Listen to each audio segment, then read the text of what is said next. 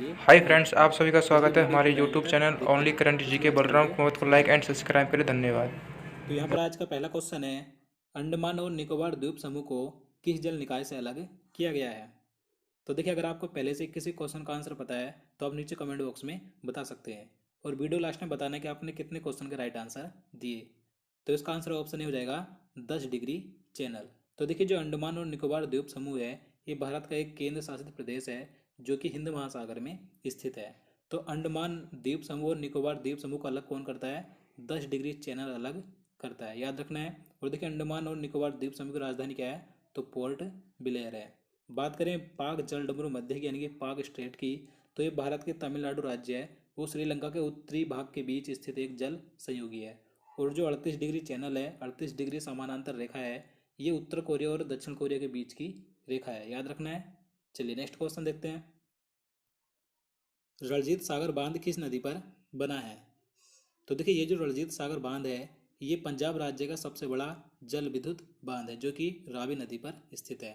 तो इसका answer option भी हो जाएगा रावी नदी पर। किस राज्य में? पंजाब राज्य में। बात करें सतलज नदी की, सतलज नदी पर देखिए कौन सा बांध है? तो भाखड़ा नागल बांध है जो कि हिमाचल प्रदेश में है। रिहंद नदी पर रिहंद बांध है जिसे कि गोविंद बल्लभ पंत सागर कहा जाता है जो कि उत्तर प्रदेश में है। गोदावरी नदी पर जायकवाड़ी परियोजना है जो कि महाराष्ट्र में है, याद रखना है। तो नेक्स्ट क्वेश्चन है, गिर राष्ट्रीय उद्यान किस राज्य में स्थित है? तो देखिए, ये जो गिर राष्ट्रीय उद्यान है ये गुजरात राज्य में स्थित है। तो इसका आंसर क्या हो जाएगा? ऑप्शन भी हो जाएगा गुजरात राज्य में। देखिए, गुजरात राज्य के जूनागढ़ जिले में स्थित है। देखिए, बात करें कि ये जो गिर राष्ट्रीय उद्यान है ये कब स्थापित किया गया था? तो ये 1965 में स्थापित किया गया था। और यह राष्ट्रीय उद्यान एशियाई सिंगों यानी कि एशियाई बब्बर शेर के लिए प्रसिद्ध है, याद रखना है। क्वेश्चन नंबर 4 है, निम्न में से तवा तथा शेर किसकी सहायक नदी हैं? तो देखिए, ये जो सहायक नदी है तवा तथा शेर किसकी सहायक नदी है? तो ये नर्मदा नदी की सहायक नदी है। तो इसका आंसर ऑप्शन सी हो जाएगा नर्मदा नदी की। अब देखिए, बता दूं नर्मदा नदी के अन्य सहायक नदी कौन कौन सी हैं, जैसे कि हिरदन, बरनर, हथनी, ओरसांग, बंजर, तवा, शेर आदि। इसकी अन्य कई सहायक नदियां हैं तो आपको ये याद रखनी है। तवा शेर कई बार पूछी जाती हैं, तो ये नर्मदा नदी की सहायक नदी है। देखिए, बात करें नर्मदा नदी की, तो देखिए यह नदी मध्य प्रदेश में अमरकंटक से निकलती है और यह खंबात की खाड़ी में अरब सागर में जाकर गिर जाती है। और देखिए, कई बार पूछा जाता है कि मध्य प्रदेश की जीवन रेखा किस नदी को कहा जाता है? तो नर्मदा नदी को ही मध्य प्रदेश की जीवन रेखा कहा जाता है। नेक्स्ट क्वेश्चन है, निम्न में से कौन सा ज्वालामुखी प्रकाश स्तंभ के रूप में जाना जाता है? तो इसका आंसर ऑप्शन ए हो जाएगा स्ट्राम्बोली। तो देखिए, ये जो स्ट्राम्बोली ज्वालामुखी है यह एक सक्रिय ज्वालामुखी है जो कि इटली के लिपरी द्वीप पर भूमध्य सागर में स्थित है। तो देखिए, स्ट्राम्बोली ज्वालामुखी को भूमध्य सागर का प्रकाश स्तंभ कहा जाता है, याद रखना है। और देखिए, जो बेरन ज्वालामुखी है और नारकोंडम ज्वालामुखी है तो ये दोनों ही भारत के ज्वालामुखी है। देखिए, बेरन ज्वालामुखी भारत का एकमात्र सक्रिय ज्वालामुखी है और जो नारकोंडम है ये प्रसुप्त ज्वालामुखी है, तो आपको याद रखना है। तो अगला क्वेश्चन है, भारत में किस प्रकार के वनों का क्षेत्रफल सबसे अधिक है? तो इसका आंसर ऑप्शन ए हो जाएगा उष्णकटिबंधीय पर्णपाती वनों का। तो देखिए, भारत में उष्णकटिबंधीय पर्णपाती वनों का क्षेत्रफल सबसे ज़्यादा है, याद रखना है। अब देखिए, मैं आपको यहाँ से एक अलग से पॉइंट बता दूं जो कि महत्वपूर्ण है। तो देखिए, भारतीय वन रिपोर्ट 2019 के अनुसार भारत में सर्वाधिक वन क्षेत्रफल वाला राज्य कौन सा है? तो मध्य प्रदेश है। और देखिए, सर्वाधिक वनावरण प्रतिशत वाला राज्य कौन सा है?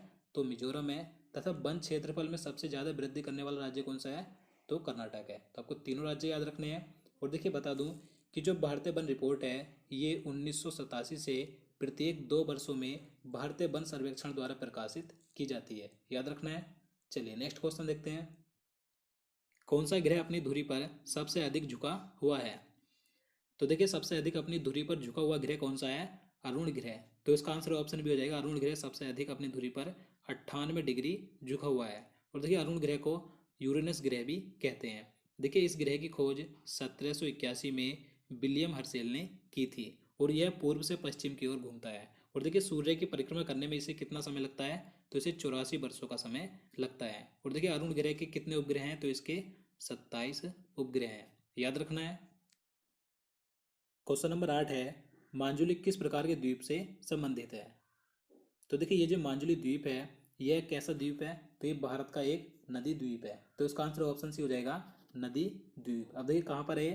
तो ये असम के डिब्रूगढ़ जिले के पास ब्रह्मपुत्र नदी के मध्य स्थित एक नदी द्वीप है, तो आपको याद रखना है। और देखिए भारत का ये पहला नदी द्वीप और सबसे बड़ा नदी द्वीप है। देखिए इसका क्षेत्रफल कितना है? तो देखिए पहले इसका क्षेत्रफल 1250 वर्ग किलोमीटर था, लेकिन धीरे धीरे यह सिकुड़कर कितना रह गया है? तो 352 वर्ग किलोमीटर इसका क्षेत्रफल रह गया है, याद रखना है। रायसीना पहाड़ियाँ किस पर्वत श्रृंखला का विस्तार है? तो देखिए ये जो रायसीना पहाड़ियाँ हैं ये किस पर्वत श्रृंखला की हैं? तो ये अरावली पर्वत की पहाड़ियाँ हैं, तो इसका आंसर ऑप्शन भी हो जाएगा अरावली पर्वत की।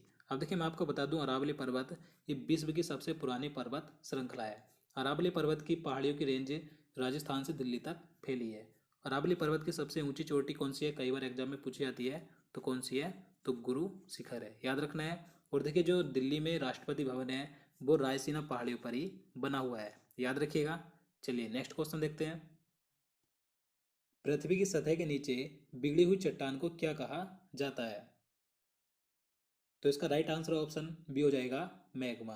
तो देखिए जो मैग्मा होता है ये पिघली हुई चट्टानों का रूप होता है जो कि पृथ्वी की सतह के नीचे निर्मित होता है। और देखिए जब मैग्मा बाहर आता है तो उसे कहा जाता है लावा। तो आपको दोनों याद रखने हैं, पृथ्वी के नीचे पिघली हुई चट्टानों को मैग्मा, और जब मैग्मा बाहर आता है तो उसे लावा कहा जाता है। चलिए नेक्स्ट क्वेश्चन देखते हैं। किस देश के साथ भारत की सबसे लंबी अंतर्राष्ट्रीय सीमा है? तो देखिए भारत की सबसे लंबी अंतर्राष्ट्रीय सीमा किस देश के साथ है? तो बांग्लादेश के साथ है, तो इसका आंसर ऑप्शन सी हो जाएगा बांग्लादेश के साथ। अब देखिए कितनी है? तो देखिए 4096.7 किलोमीटर, ये भारत की सबसे लंबी अंतर्राष्ट्रीय सीमा है बांग्लादेश के साथ। अब देखिए बात करें सबसे कम अंतर्राष्ट्रीय सीमा किस देश के साथ है भारत की? तो अफगानिस्तान के साथ है। अफगानिस्तान के साथ कितनी है? सिर्फ 106 किलोमीटर, याद रखना है। क्वेश्चन नंबर 12 है, प्रायद्वीप भारत की सबसे लंबी नदी कौन सी है? तो देखिए काफ़ी आसान क्वेश्चन है। तो प्रायद्वीप भारत की सबसे लंबी नदी है गोदावरी नदी, तो इसका आंसर ऑप्शन भी हो जाएगा गोदावरी नदी प्रायद्वीप भारत की सबसे लंबी नदी है। इसकी लंबाई कितनी है? तो इसकी लंबाई है 1465 किलोमीटर। और देखिए इसका उद्गम स्थल त्र्यंबकेश्वर पहाड़ियों से महाराष्ट्र से हुआ है। और कई बार पूछा जाता है कि जो महाराष्ट्र का नासिक शहर है वो किस नदी के किनारे है? तो गोदावरी नदी के किनारे बसा है। और देखिए गोदावरी नदी को दक्षिण गंगा और वृद्ध गंगा के नाम से भी जाना जाता है, और ये अंत में बंगाल की खाड़ी में जाकर गिर जाती है, याद रखना है। हिमालय पर्वत श्रृंखला किस प्रकार की पर्वत श्रेणी में आता है?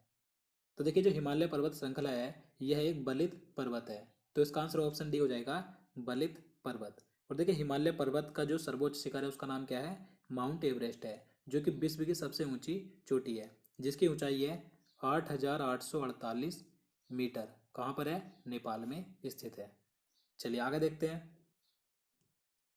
निम्न में से कौन सी नदी एस्चुरी का निर्माण करती है? तो देखिए ये क्वेश्चन कई बार एग्जाम में पूछा जाता है, तो इसलिए महत्वपूर्ण है। तो इसका आंसर ऑप्शन डी हो जाएगा ए एवं बी दोनों, यानी कि नर्मदा और ताप्ती, ये दोनों ही नदी ज्वार नदमुख एस्चुरी का निर्माण करती हैं, ये डेल्टा का निर्माण नहीं करती। और ये दोनों नदी अरब सागर में जाकर गिरती हैं, याद रखना है। और दोस्तों अगर आपको वीडियो पसंद आ रहा है तो प्लीज़ लाइक ज़रूर करें, और कमेंट बॉक्स में बताएं आपके जो भी सुझाव हैं, आप जिस टॉपिक पर भी वीडियो चाहते हैं तो आप नीचे कमेंट बॉक्स में बता सकते हैं। चलिए नेक्स्ट क्वेश्चन देखते हैं। महात्मा गांधी जल विद्युत परियोजना किस जलप्रपात पर स्थित है? तो देखिए ये जो महात्मा गांधी जल विद्युत परियोजना है ये जोग जलप्रपात पर स्थित है, तो इसका आंसर ऑप्शन सी हो जाएगा जोग जलप्रपात पर। अब देखिए कहाँ पर है ये?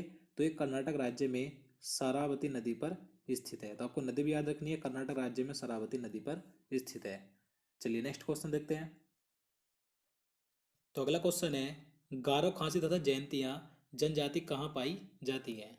तो देखिए ये जो जनजाति हैं गारो खासी तथा जयंतियाँ, तो ये जनजाति मेघालय राज्य में पाई जाती हैं, तो इसका आंसर ऑप्शन सी हो जाएगा मेघालय राज्य में। और देखिए भारत का सबसे बड़ा जनजातीय समुदाय कौन सा है? तो गोंड भारत का सबसे बड़ा जनजातीय समुदाय है। और देखिए 2011 की जनगणना के अनुसार भारत की सबसे बड़ी जनजाति कौन सी है? तो भील भारत की सबसे बड़ी जनजाति है, और जो गोंड है ये भारत का सबसे बड़ा जनजातीय समुदाय है। तो आपको सारे पॉइंट याद रखने हैं। चलिए आगे देखते हैं। निम्न में से कौन सा तारा पृथ्वी के नज़दीक है? तो देखिए पृथ्वी के नज़दीक सबसे निकट तारा कौन सा है, उसका क्या नाम है? तो सूर्य है, तो इसका आंसर ऑप्शन भी हो जाएगा सूर्य पृथ्वी के सबसे निकट तारा है। देखिए सूर्य के बाद दूसरे स्थान पर पृथ्वी के सबसे निकट तारा है, उसका नाम है प्रोक्सिमा सेंटोरी। और देखिए कई बार क्वेश्चन पूछा जाता है कि पृथ्वी के सबसे नज़दीक ग्रह कौन सा है, तो ग्रह की बात करेंगे तो ग्रह है शुक्र। चलिए आगे देखते हैं।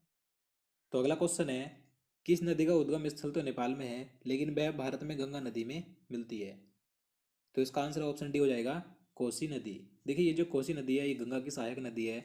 यह नेपाल में हिमालय से निकलती है और यह बिहार में बहती हुई गंगा नदी में आकर मिल जाती है। और देखिए कई बार पूछा जाता है कि बिहार का शोक किस नदी को कहा जाता है, तो कोसी नदी को बिहार का शोक कहा जाता है। ये गंगा की सहायक नदी है, याद रखना है। चलिए आगे देखते हैं। भारत में डेल्टा बनाने वाली नदी कौन सी है? तो इसका आंसर ऑप्शन सी हो जाएगा कावेरी, गंगा और महानदी। तो देखिए तीनों नदी भारत में डेल्टा बनाने वाली नदियां हैं। ये तीनों ही नदी बंगाल की खाड़ी में जाकर गिरती हैं। और देखिए यहाँ से एक क्वेश्चन कई बार पूछा जाता है कि विश्व का सबसे बड़ा डेल्टा कौन सी नदी बनाती है, तो गंगा नदी विश्व का सबसे बड़ा डेल्टा बनाती है, सुंदरबन का डेल्टा, जो कि बंगाल की खाड़ी में जाकर गिरती है।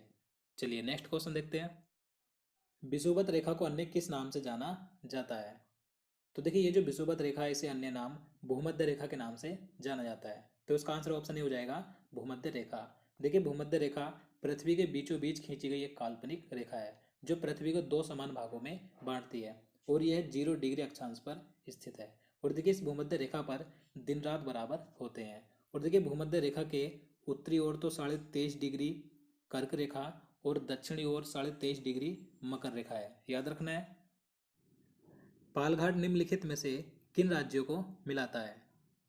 तो देखिए ये जो पालघाट दर्रा है यह तमिलनाडु और केरल राज्यों को जोड़ता है। तो इसका आंसर ऑप्शन सी हो जाएगा तमिलनाडु और केरल राज्यों को जोड़ता है पालघाट दर्रा। चलिए आगे देखते हैं। नंदा देवी चोटी किस राज्य में स्थित है? तो इसका आंसर ऑप्शन बी हो जाएगा उत्तराखंड राज्य में। तो देखिए ये जो नंदा देवी चोटी है ये हिमालय पर्वत श्रृंखला की चोटी है जो कि उत्तराखंड राज्य में स्थित है। और देखिए भारत की दूसरी सबसे ऊंची चोटी है। इसकी ऊंचाई 7,816 मीटर है। अब देखिए बात करें कि भारत की सबसे ऊंची चोटी कौन सी है, तो कंचनजंगा है जिसकी ऊंचाई 8,586 मीटर है, याद रखना है। तो दोस्तों आज के लिए इतना ही। उम्मीद करता हूँ आपको वीडियो पसंद आए और आपको वीडियो अच्छा लगा हो, आपके लिए हेल्पफुल हो, तो प्लीज़ वीडियो को लाइक और शेयर करना, साथ ही चैनल को भी सब्सक्राइब कर लेना। तो चलिए मिलते हैं नेक्स्ट वीडियो में। जय हिंद।